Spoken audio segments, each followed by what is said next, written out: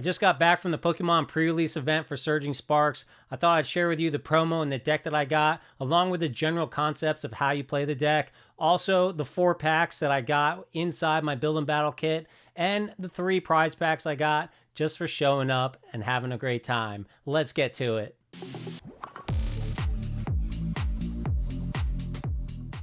When you show up to do a pre-release event, you get a Build a Battle kit that's going to have one of 4 promos in it. For Surging Sparks, I got the Indeedee promo. The main thing here is the ability that it comes with, which when you play it from your hand down, it heals for 30 and it clears special conditions. Now, one of the main special conditions that is happening in the Surging Sparks pre-release events is confusion. So if your Pokemon gets confused, you can play Indeedee, and that's going to get you out of it. The 3 other promos that you can get are Gouging Fire, which possibly could be the best one because once it has 3 energies on it, for pre-release, it's going to do 170 damage, and it has 130 hit points, which is really nice. Then you got the Chi and Pow, which I guess is just okay. When you play it, it's going to discard a stadium. Now, I didn't play anyone who had a stadium today, so I don't know if that was really coming up much at all. Then you have the Magneton, which is actually in this Indeedee deck, as you'll see in a minute. And the ability on that is to attach up to 3 energies from your discard pile to any lightning Pokemon. But the downside is that this Pokemon gets knocked out if you do that. And with only 4 prize cards in pre-release events, that could be kind of disastrous unless you're setting yourself up to just completely obliterate the other person and knock them out like crazy, which could be possible if you have the Magnezone in play and you're throwing 3 energy on a different Magneton from Magneton onto somebody else. Or like in my deck, I got the Snorlax. I guess you could use it to load up Snorlax, and it might be a little bit risky, but that's the general premise there. And so I didn't get the other decks. I got this deck, so I'll kind of just share with you what's going on with this and what to think about when you go out and play and get your own deck. Again, Indeedee here is going to heal for 30 and remove special conditions when you play it down. This deck doesn't have any psychic energy. However, there is a special energy, reversal energy, which I guess you could use to do 50. But generally, that's not what you're trying to set up with this deck anyway. So that is probably not going to happen. On top of that, it's got the Rabsca with the Reller. Reller just, the first attack lets you draw a card or do 10 damage. And when you get Rabsca out, you can either draw 3 cards, or if there's 3 or fewer cards left in your deck, that means you've burned 37 of your cards down, and all you have is 3 left. So this is super late game attack. It does 40 plus another 200 in that case, or it just does 40.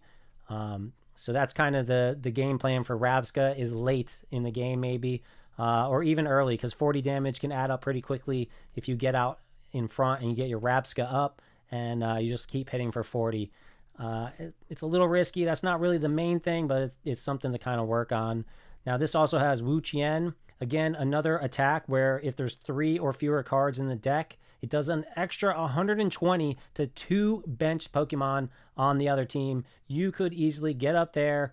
If you get your deck burned down, your 40 cards burned all the way down to 3, this guy is going to just be monstrous and just knock out the bench like crazy. And then with 3, it does 130 as well, but you got to discard 3 cards, which could be fine if you're trying to discard 3 cards to get down to 3 or fewer. But you could get draw out if it becomes your turn and there's nothing left in your deck, then you lose, which I think happened to one of my opponents today. By the way, I only went 1 and 2, so I didn't have a great day. I was just drawing energies left and right. I could not get basic Pokemon. Now, the main lightning attack in here is going to be getting your Magnemite set up, getting up to Magneton. Now, you could blow up your Magneton essentially to get 3 energy to put on another Magneton or a Magnezone, but you will lose. You'll lose this guy, and your opponent will get to take a prize card. So it's not necessarily the best thing. I don't think I ever used that move personally. Maybe I should have. Like I said, I went 1 and 2. But largely my issue was I couldn't get basic Pokemon out in the first game. Second game I won, and third game was a pretty good hard fought battle till the end. And then your main big guy, if your opponent, I use this a lot, Mighty Magnetism, 80 damage, and it confuses the other person's Pokemon. and they can't retreat. And so, you know, that's a great attack for 3 energy. They can't retreat. They're confused. They can roll the dice and maybe attack you or not. And actually, I think that's how my second opponent lost. He rolled the dice. It was his only shot to get out of it, and he didn't do it, so I ended up being able to knock out his Pokemon, and he had to concede. On top of that, Magnezone does 180 damage with Zap Cannon. During your next turn, you can't use it. That's a huge attack. If you're losing in the game, you're going to get your reversal energy up on Magnezone. And this gives you 3 energy if you're losing the game, meaning that you have less prize cards. Your opponent has less prize cards left. So, you know, if you get 2 Pokemon knocked out and you have 4 prize cards, they have 2, this is going to give you 3 energy, so you can really quickly start to come back in the game. I'm really liking these really late comeback mechanics that Pokemon is putting into the game. It's pretty cool. On top of that, my deck had Tapu Koku. Allows you to search your deck for 2 lightning Pokemon. I used that in one game because I got this in my first 7 cards, so I was able to put them right down and then start loading my bench. On top of that, if you have fewer prize cards remaining than your opponent, this 90 attack does an extra 90, so 180. And if you don't, then, you know, it still does 90. So if you're losing and you have Tapu Koko, which is a basic Pokemon, and 1 reversal energy, you can sit there and do the 180 attack. That's devastating. So the trick, though, is getting Tapu Koko out of your 40 card deck and into your hand. And I think it only happened for me in one of the games. There's also some Snorlax in there. You know, he's got a lot of HP, so you can get him down on your bench and use him. You can also use him to do 20 and draw cards. One of my games, he was my main guy that I got, and I tried to load him up. I don't think that was the game that I won, though. So besides the Pokemon and energies that are in your deck, you're going to get some trainer cards. I know some of these look like they have a lot of text. You don't really have to memorize these. You can read them. Other people are going to be reading them. You have 30 minutes to play the game. I think most of my games are about 10 minutes long. Sometimes I played an extra game with somebody. But if you kind of have the basic concepts of what they do, then you can figure it out pretty quickly. Anyways, Techno Machine Evolution lets you evolve your Pokemon. So you have to be able to evolve, so it can't be turn 1. And if your Pokemon has to be in play, it's 2 on your bench. So you would attach this to your main attacking Pokemon, and you'd have to have at least 1 energy. And in order to do the attack, you would do this instead of your attack. So you would get to evolve 2 of your bench Pokemon from cards out of your deck, and then you would throw this away, and your turn would be over. Dust Ball just lets you look at the 7 cards on the bottom of your deck, find any Pokemon that's in there. Could be basic, stage 1 or stage 2. Pull it out and put it into your hand, and then shuffle your deck again.